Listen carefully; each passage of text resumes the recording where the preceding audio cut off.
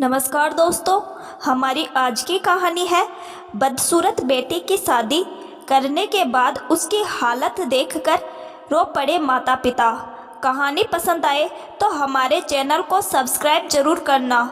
दुर्गा राधे श्याम जी की बेटी थी, जो कि शहर के संपन्न व्यापारियों में से एक थे। दुर्गा के दो भाई और थे।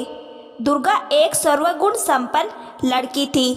सिलाई, कढ़ाई, बुनाई, अच्छा खाना बनाना, कला और अच्छा व्यवहार दुर्गा की विशेषताएं थी। साथ ही साथ दुर्गा एक होनहार छात्रा भी थी।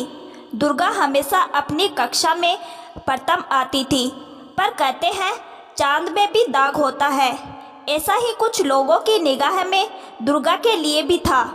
दुर्गा का सुंदर न होना, दबा हुआ गहरा रंग, बहुत ही साधारण से नयन नक्श और गाल पर बड़ा काला मस्सा। दुर्गा थी तो अपनी माँ की लाडली, पर पिता को एक ही चिंता थी, दुर्गा की शादी की। क्योंकि राधे श्याम जी के हिसाब से लोग मन की सुंदरता से ज़्यादा तन की सुंदरता को महत्व देते हैं। आज दुर्गा बहुत खुशी खुशी घर आई। हो भी क्यों ना, आज बीए की परीक्षा का नतीजा आया था, जिसमें दुर्गा प्रथम आई थी। बहुत ही उत्साह के साथ दुर्गा ने अपने माता पिता से आगे पढ़ने की इच्छा जाहिर की।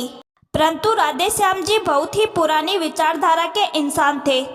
उनके हिसाब से लड़की ने ग्रेजुएशन पूरी कर ली तो पढ़ाई पूरी। राधे श्याम जी ने दुर्गा को बहुत ही कड़े शब्दों में कहा, अब कोई पढ़ाई नहीं, कल तुम्हें लड़के वाले देखने आ रहे हैं। दुर्गा एक सीधी सादी लड़की पिता की बात का विरोध नहीं कर पाई। चुपचाप अपनी माँ के साथ चली गई। अगले दिन लड़के वाले दुर्गा को देखकर बिना हाँ किए चले गए। यही सिलसिला काफ़ी दिनों तक चला। बहुत से रिश्ते आए, पर किसी ने भी हाँ नहीं की। राधे श्याम जी को बस एक ही धुन सवार थी, हर कीमत पर दुर्गा की शादी। तभी राधे श्याम जी के पास एक ऐसा रिश्ता आया जिनका घर कर्जे में डूबा हुआ था।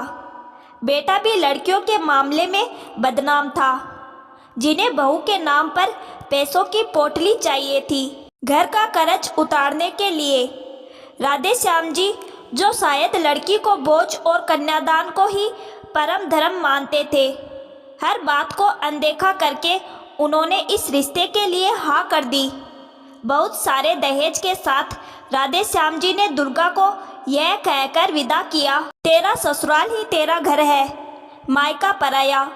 ससुराल में अब जो भी सुख दुख मिले उसे अपना नसीब समझकर स्वीकार करना, मायके से कोई उम्मीद नहीं रखना। दुर्गा को मालूम था उसके पिता बहुत ही पुराने ख्याल के थे, इसीलिए पिता के शब्दों का अर्थ दुर्गा अच्छी तरह समझ गई थी। अब मायका पराया है, मेरा नहीं है।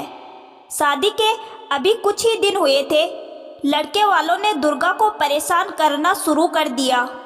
बात बात पर दुर्गा के सुंदर न होने का ताना देना, पूरे घर का काम करवाना, ना बाजार ले जाना, ना ही किसी रिश्तेदार के घर।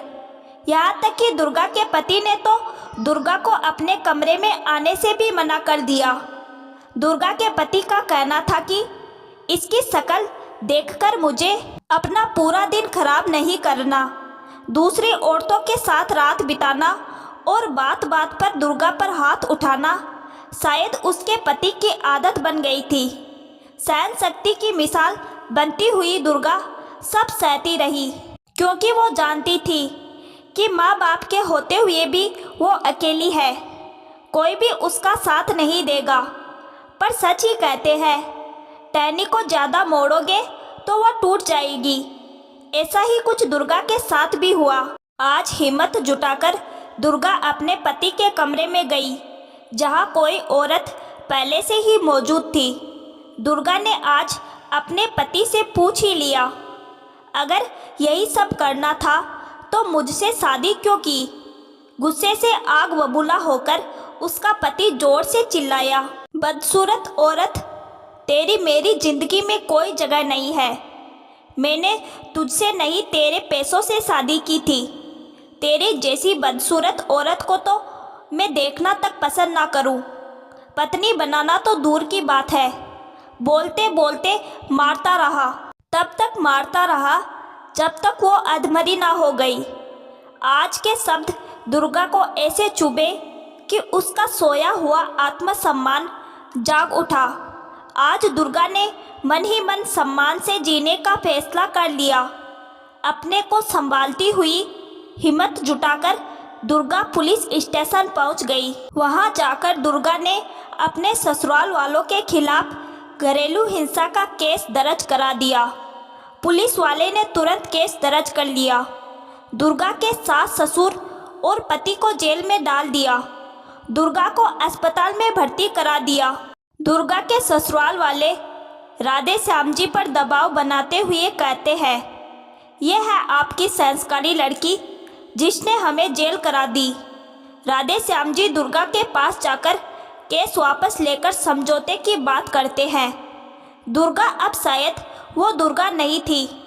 वक्त की मार ने दुर्गा को मजबूत बना दिया था।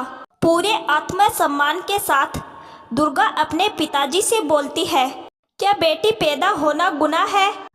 क्या बेटी माँ बाप पर बोझ है? क्या कन्यादान होने से बेटी के प्रति सब कर्तव्य खत्म? बाबुल, मैं तो तुम्हारी चिरैया थी ना, तुम्हारे दिल का टुकड़ा, तुम्हारा खून, तुम्हारा स्वाभिमान। फिर क्यों सब जानते हुए मुझे नरक की आग में झोंक दिया? आप किन से समझौता करने के लिए बोल रहे हो? इन राक्षसों से जिन्होंने आपकी बच्ची के शरीर पर अनगिनत जख्म दिए हैं।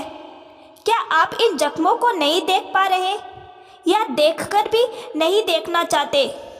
पिताजी, मन के जख्मों का तो कोई हिसाब ही नहीं है।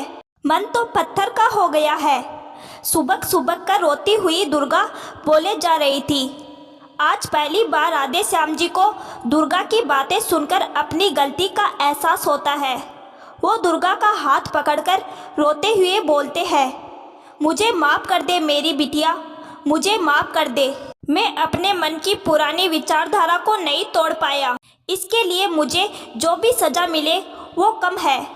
और फूट फूट कर रोते हैं। कुछ दिनों में दुर्गा ठीक हो जाती है। राधे श्याम जी दुर्गा को घर ले आते हैं। दुर्गा राधे श्याम जी से बोलती है, पिताजी, मुझे आप पर बोझ नहीं बनना। मैं आत्मनिर्भर बनकर आत्मसम्मान के साथ जीना चाहती हूँ। राधे श्याम जी भी आज दुर्गा की बात को मना नहीं कर पाए। दुर्गा ने पास के स्कूल में पढ़ाना शुरू कर दिया और वहीं पास में एक कमरा किराए पर लेकर रहने लगी। दुर्गा अपनी आगे की पढ़ाई भी शुरू कर देती है। सभी को अपने कर्मों की सज़ा तो मिलती है। दुर्गा के सास ससुर और पति को दहेज की रकम हर्जाने के साथ वापस देने और एक निश्चित समय के लिए कारावास की सज़ा न्यायालय सुनाती है। कुछ साल बाद दुर्गा कानून की पढ़ाई पूरी करके एक प्रसिद्ध वकील बन जाती है। वकील बनने के बाद अपनी ही तरह बेबस और लाचार लड़कियों को इंसाफ दिलाने में मदद करती है। आज दुर्गा ने बेसहारा और पीड़ित लड़कियों के लिए एक संस्था का भी निर्माण किया है। यहाँ वो हर उस लड़की को आत्मनिर्भर होकर आत्मसम्मान के साथ जीना सिखाती है जो समाज की ठुकराई हुई है। आज राधे श्याम जी भी अपनी बेटी दुर्गा पर गर्व करते हुए कहते हैं, दुर्गा जैसी संतान होना सम्मान की बात है। मैं भगवान से प्रार्थना करता हूँ कि दुर्गा हर जन्म में मेरी बेटी बने।